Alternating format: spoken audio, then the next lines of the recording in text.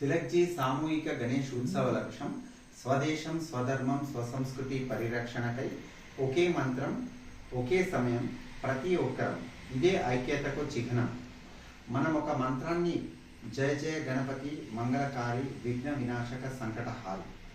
గణపతి ద్వారా జయ జయ గణపతి ఈ విఘ్నాలన్నింటినీ కూడా నశింపజేస్తూ మనకు మంగళాన్ని శుభాన్ని కలగజేస్తూ మనకున్నటువంటి వినాశనాలను సంకటాలను హరింపజేస్తూ ఉండేటువంటి ఈ మహామంత్రంని ప్రతి ఒక్కరం కూడా తప్పనిసరిగా 8:30 గణపతి నవరాత్రుల్లో మొదలుకొని మొదటి రోజు నుంచి చివరి రోజు వరకు నిమజ్జనం రోజు వరకు కూడా 8:30 నుంచి 35 నిమిషాల పాటు అఖండ పారాయణం చేద్దాం.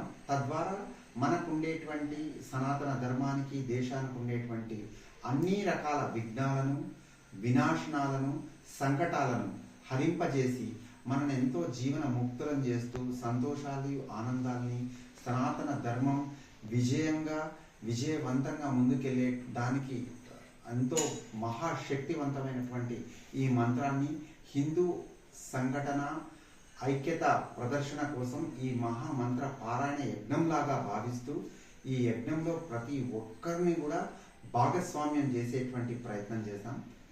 ధన్యవాదాలు.